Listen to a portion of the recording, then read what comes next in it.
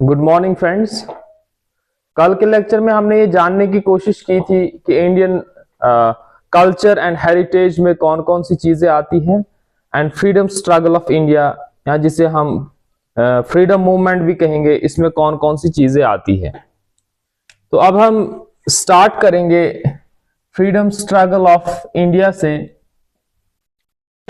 तो इसमें हमने मेनली जो इवेंट्स पढ़ने हैं फ्रॉम 1857 टू 1947।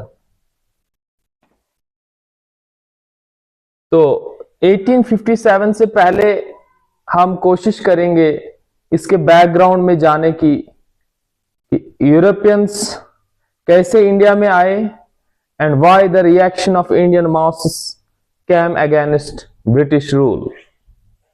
तो एडवेंट ऑफ यूरोपियंस से हम स्टार्ट करेंगे।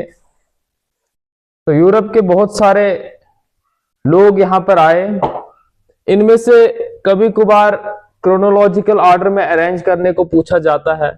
तो the first people who came to India were Portuguese, second number Dutch, then English, then Danes जिनको हम दानिश भी कहते हैं, and then French.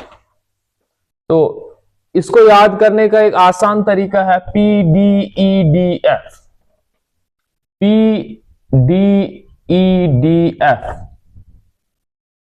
Portuguese, Dutch, English, Danes and French. उसके बाद हम देखेंगे ब्रिटिशर्स के बारे में, क्योंकि जो फ्रीडम स्ट्रगल ऑफ इंडिया है it was totally directed against the British rule. तो British advent in India began with the formation of East India Company, जो 1600 AD के आसपास जो है फॉर्म हुई। उसके बाद दूसरा पॉइंट, इन 1609 कैप्टन हॉकिंस जो है वो मुगल एम्परर जहांगीर के कोर्ट में आते हैं और यहां पर एक रॉयल परमिशन ऑब्टेन करते हैं for British to establish companies across the western coast of India. But the mission didn't succeed due to opposition from Portuguese. In 1611, finally in 1611, English started trading at Masolipatnam, and in 1616 they established a factory there. 1613 में Jahangir granted permission to establish factory at Surat. Jahangir ने Britishers को permission दी कि वो establish करे factory at सूरत, क्योंकि Britishers ने उस वक्त हाल ही में जो है पुर्तगीज को हराया था। जहांगीर इससे इंप्रेस हो गया और उसने उनको जो है परमिशन दी to establish factory at Surat. Only permission, अभी एस्टेब्लिश नहीं हुई है। तो 1715 हमारे लिए इंपॉर्टेंट है, क्योंकि यहां पर एक English mission under the leadership of John Surman came to the court of Mughal emperor Farrukhsiyar, and he was successful in securing 3 farmans from the Mughal emperor Farrukhsiyar. तो 3 फरमान मुगल एम्परर इश्यू करता है, जिनको हम कहते हैं Magna Carta of British in India. तो ये 3 फरमान्स क्या थे? पहला फरमान था trade concession in Bihar, Bengal and Orissa. इन 3 जगहों पे ब्रिटिशर्स को ड्यूटी फ्री ट्रेड अलो किया जाएगा in response to the annual payment of ₹3000। साल के वो 3000 रुपए जो है मुगल एम्परर को देंगे, और इन 3 जगहों पर इनका ट्रेड जो है टैक्स फ्री रहेगा। Company was permitted to issue dastaks. Dastaks means passes, trade passes company issue करेगा for transportation of its goods. जो इसके अपने गुड्स है उनको ट्रांसपोर्ट के लिए ट्रेड passes इश्यू करेगा, ताकि जो ऑफिशियल्स है वो इन passes को देखकर उनको फ्री एंट्री और एग्जिट देंगे। एंड द थर्ड फरमान was right to rent more land around Calcutta. Calcutta के अराउंड वो ज्यादा से ज्यादा जमीन को रेंट पर ले सकते हैं। And they were also given the right regarding the minting of coins.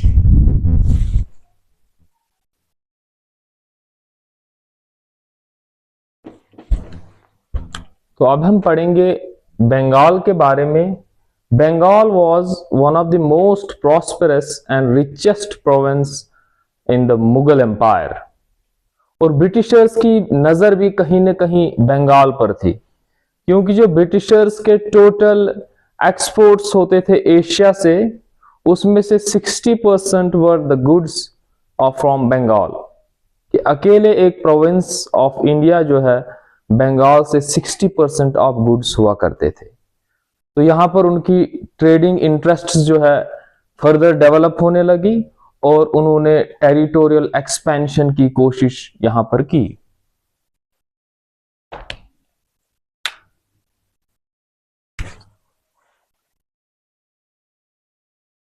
तो बैटल ऑफ प्लासी के बारे में हम पढ़ेंगे।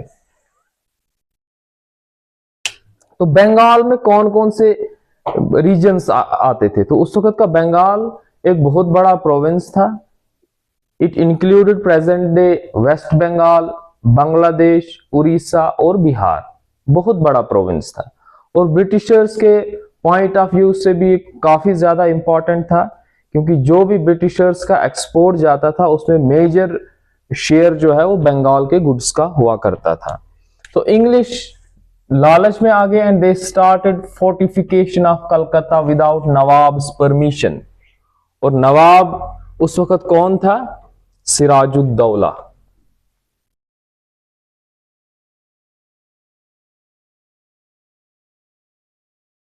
तो नवाब के परमिशन के बगैर, सिराजुद्दौला के परमिशन के बगैर इन्होंने कलकत्ता को फोर्टिफाई किया एंड दे गिव अजाइलम। उन्होंने जगह दी एक पॉलिटिकल फ्यूजिटिव ऑफ नवाब था जो यहां से भाग भगोड़ा था, कृष्णदास।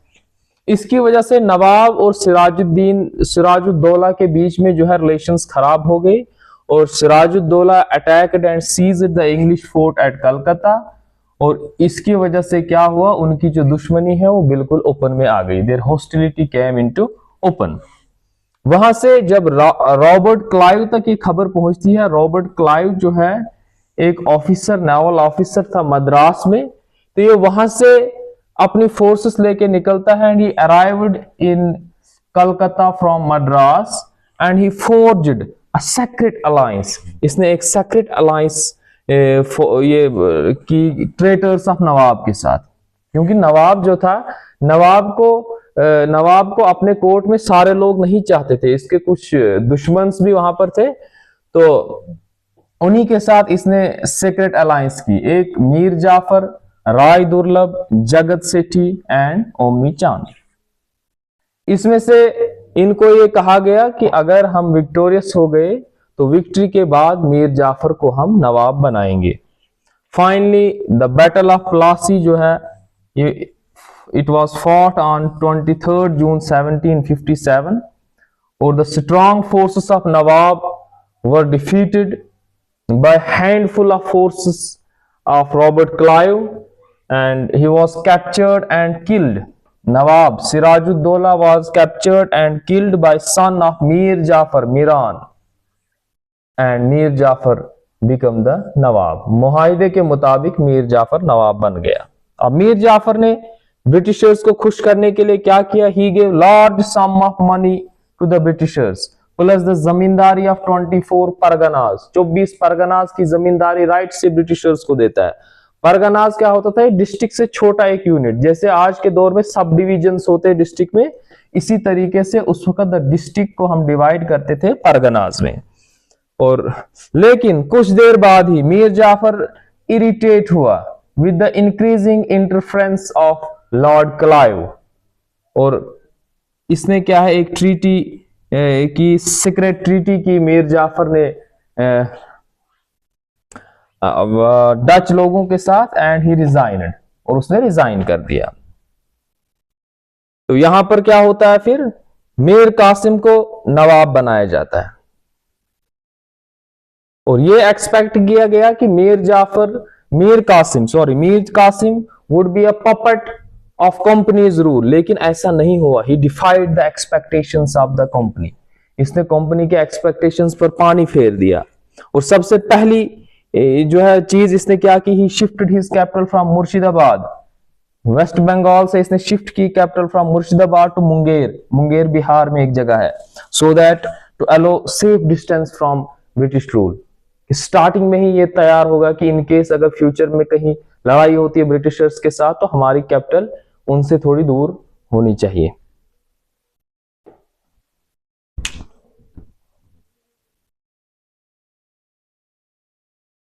इसके बाद नेक्स्ट हमारे लिए जो इंपॉर्टेंट है that is battle of Buxar. तो हम ये पढ़ चुके हैं कि मीर कासिम जो है नवाब बन गया है ये जो है बंगाल का। यहां पर क्या होता था, the servants of company misuse the dastak rights, right to free trade जो है उनका, वो उसको मिसयूज कर रहे थे जो इनको दिया था मुगल एम्पायर फारूक सियर ने। तो मीर कासिम को ये चीज इरिटेट कर गई and he decided to abolish the dastak rights altogether, but the Britishers protested against it and this led to a series of wars between English and Mir Qasim. तो मीर कासिम डिफीट हुआ in a series of battles और वो भाग जाता है, he fled to Awadh, Awadh भाग जाता है मीर कासिम। तो वहां पर एक वो कॉन्फेडरेसी बनाता है, एक अलायंस बनाता है, किसके साथ, with the Nawab of Awadh Shujauddaulah and Mughal empire Shah Alam second उस वक्त था। तो इन दो के साथ वो एक अलायंस बनाता है to fight against the Britishers the company with a view to recover Bengal from them. और उसके बाद क्या होता है, the combined armies of these three, Shah Alam second, Nawab of Awadh and Mir Qasim were defeated by English forces under the leadership of Major Hector Munro at Buxar, और इसकी date है 22 अक्टूबर 1764। तो बैटल ऑफ बक्सर कब हुई थी, 22 अक्टूबर 1764। बैटल के बाद मीर जाफर को एक बार फिर से नवाब ऑफ बंगाल बनाया जाता है, नवाब ऑफ बंगाल इसको फिर से बनाया जाता है। And Treaty of Allahabad was signed. Treaty of Allahabad was signed 1765 between Clive and Nawab of Awadh Shujauddaulah and Mughal Emperor Shah Alam II। तो नवाब ऑफ अवध ने ये एग्री किया कि he will cede Allahabad and Kara to Mughal Emperor Shah Alam II and he agreed to pay war indemnity of 50 lakh rupees to the company। इसके बाद Mughal empire जो है, Mughal empire इस चीज पर आमादा हो गए, he agreed to live at Allahabad under the protection of company forces।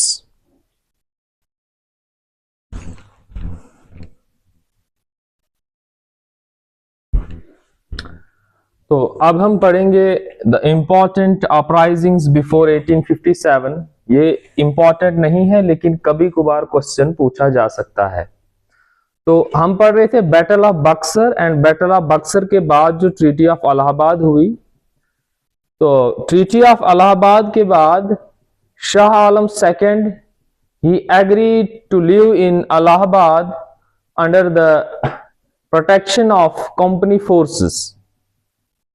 और बैटल ऑफ बक्सर के बाद वो एक फरमान इश्यू करते हैं, Shah Alam second issued a farman in which he gave the Diwani rights of Bengal, Bihar and Odisha to the company। Diwani rights means right to collect revenue।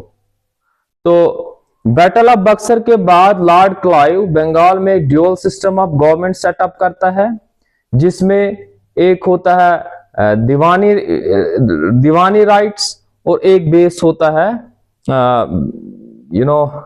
Nizamat administration पे। और दीवानी राइट्स के लिए वो क्या करते हैं, and Nizamat functions. Deewani rights के लिए वो 2 दीवान्स को अपॉइंट करते हैं जो जिनका ये काम होगा कलेक्शन ऑफ रेवेन्यू। एंड निजामत के लिए एक डिप्टी सूबेदार को वो अपॉइंट करते हैं जो निजामत फंक्शंस को देखेंगे। निजामत में आता है police function, military function, administration of justice वगैरह। तो दीवानी राइट्स जो है ये इश्यू किसने किए थे, ये दिए किसने थे इनको, शाह आलम सेकंड ने ट्रीटी ऑफ इलाहाबाद में, और 3 प्रोविंसेस का, बंगाल, बिहार एंड उड़ीसा। तो उसके बाद हम मूव करेंगे कि बिफोर 1857 कौन कौन सी सिविल अपराइजिंग्स हुई थी। मैं आपको पहले भी बोल चुका हूं कि these uprisings for mainly localised in nature, ये लोकल लेवल पर लड़ी गई, बट स्टिल इन्होंने भी कहीं ना कहीं ब्रिटिश रूल को जो है इंपैक्ट किया। जैसे Sannyasi revolt in eastern India, revolt of Midnapore and Dalbhum, revolt of Moamarias वगैरह वगैरह, सारे यहां पर मैं दे चुका हूं। These are not important but they may be asked in the examination.